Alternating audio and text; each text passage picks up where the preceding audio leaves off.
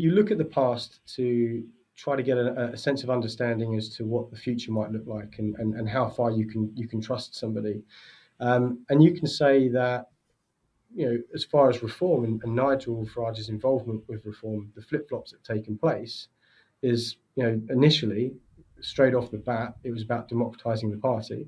Well, that's not happened. There is no way of removing him. He has the in complete control of the party, and nobody else does. And we can talk about Advance UK and the structure of that party, a bit later, and how it's uniquely structured to prove that it's actually, fully democratized, and wants to be an organisation that, and a political party that can really sort of build people up, and have balancing checks in place to, sort of make sure that the party stays true to what it's meant to be. But with reform, you've got that. You've got the grooming gang inquiry. If you remember, obviously that was a big contentious point, when Rupert Lowe was still in the party, and they promised that they was going to do that, whether there was a statutory inquiry or not. They had promised that that was going to happen. They were going to do that. It was the right thing to do. They would have no issues with raising the funds. And then, almost, instantly, about a week or so after making that announcement, I think it was, they sort of said, no, there's no point, no point. So you can't have statutory powers, and there's no point doing it. Well, there is a point doing it. It was a complete point doing it. It's national outrage that this was happening. And then they would say, well, maybe in 4 years' time, if we remember and we get voted in, then we'll do one then. Well, it's too late, right? I mean, there's already, this is going on for so long, and it's still going on today. So we need action today. It's not a political point scoring, thing. There's actual victims that are being impacted by this that need answers, and they need action to be happening immediately. Their job was to put pressure on that. You've also got the deportation plans. They promised to have, around the time of the local elections, they promised to have a detailed deportations plan, put in place that would outline exactly where reform stood on immigration. I don't know what reform stands for in terms of immigration, and I was a candidate, and a branch chair. I've got no idea because there's. I mean, I'm from the constituency of Braintree, where you've got Wethersfield Air Base, and they've just upped that to over 1,000 occupants, which is larger than the actual Wethersfield village population. So it was a big point for my patch, because people wanted to know, well, what would they do, and you can't say, because they've already said that, mass deportations is impossible. It's not even an ambition to do it. So it's very hard to sort of nail down what they think, and they promised that plan really effectively to get people hoodwinked into voting for them at the local elections. They would have done well without making that announcement. So they should have just left it, because now you have to sort of think about, what does that mean? And a lot of people, like I said, really well-meaning, really good people that care deeply and go out and campaign and everything else, that really desperately need to have some political party listen to the people, and take action on these critical issues that are impacting the country. And you need to be able to trust that reform are going to deliver on that. But they're purposely not. They're setting themselves up for failure by doing that, in courting as many people, trying to be all things to all people, and end up nothing for nobody. Mm. And I imagine, this is just my guess from reading sort of military autobiographies, that it's particularly galling when you've been in the military, where you say you're going to do something, you do it. It's galling for all of us, but it must be very frustrating. You're used to that kind of thing, especially also these invisible lines in the sand. You're used to sort of presumably clear rules. So it must be very annoying dealing with reform, like not backing up their promises, because that gets people killed in your former line of work. Yeah, you mean you need to be able to trust the people that you're working with, and like you said, you, from my 8 years within the Royal Marines, you might not agree with everybody, but you know what they've been through, and you know that they've got the integrity to sort of deliver on what that they say they're going to do. Your word is your bond, and you need to be able to trust the person that you're working with. The same is true really with politics. I mean, they operate a sort of, political squid game, essentially. If the invisible line is moving, and you don't know what, from one week to the next, what you can and can't say, and then the next week you're gone, and you might not even know that you're gone. Some people haven't even been told; they've just been excommunicated because, oh, you said something. I mean, to illustrate the point I said about my moving, the invisible line moving.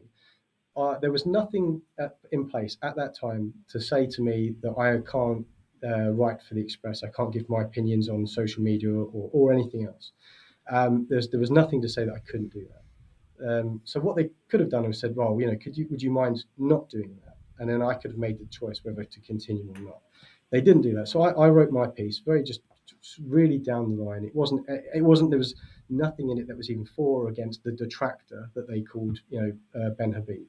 A few weeks later, there was another branch chair. I forget the chap's name and I forget where he was. I could find out maybe and forward you the link to this. But it was a chap who was basically agreeing that the UK owes reparations for their part in the slave trade. And I remember. Nigel, it was in the Guardian, and Nigel shared that on his social media. So it's okay if you're saying lefty stuff because they need to be seen more left, but if you just mention a detractor, then you're out. Yeah. Um, yeah. So I mean, back to I think what I was saying about Nigel occupying the space for reform that he does. Nigel Farage, why I think that they're doing that. I would say that really he's always sort of been somebody that knows what line to take and what space to occupy, and he does that for really for himself and his own sort of gains. And I would use the example of the sort of, I suppose, Brexit 2016 referendum as a good example. And this will probably get me slammed in some of the comments and things like that. But I would invite people to just sort of really be open minded and think about this for a second. Is that the voting for becoming a MEP in the European Parliament is proportional representation. The most of the time people would vote, I suppose, quite enthusiastically against the EU. If you're a Europhile, you're not really too fussed about, voting for those. But if you're outraged by Europe, then you tend to sort of voice your opinions more. Nigel wanted to be the champion of the what he thought, and I think what the whole political class thought was the minority, but large minority, Eurosceptic votes. So he wanted to champion that, and he wanted to be the face of that, so that he could just essentially go back and be an MEP. It was a very cushy number.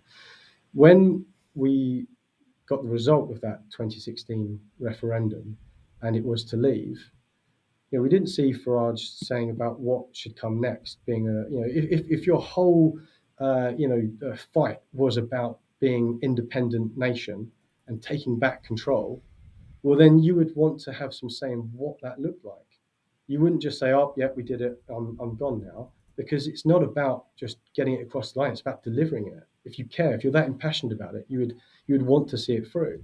And obviously, he didn't do that. He sort of left because really, I don't think he actually expected, as many people didn't, that we would have got the result to leave the European Union. So now he's no longer interested in having that fight because he's already the face of vote leave, the face of Brexit. He'd already achieved that, so he's going to see out the rest of his time definitely, but it will come to an end. So now he's got to think about what he's going to do next. So he wanted to build his media career, but on the 11th hour of the general election, he decided that right, okay, I'm going to join and take over Reform UK because it looks like there's probably a very good chance that I could get elected in this seat. So he jumps on board the last moment he could have done for the general election, and he gets elected. Great.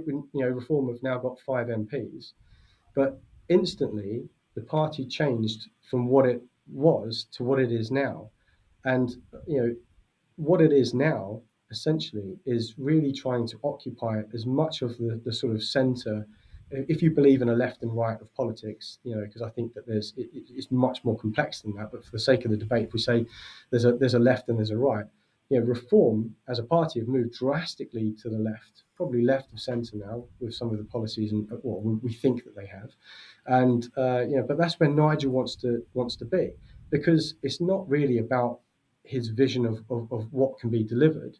It's really about where he thinks he can be successful in being and getting into power.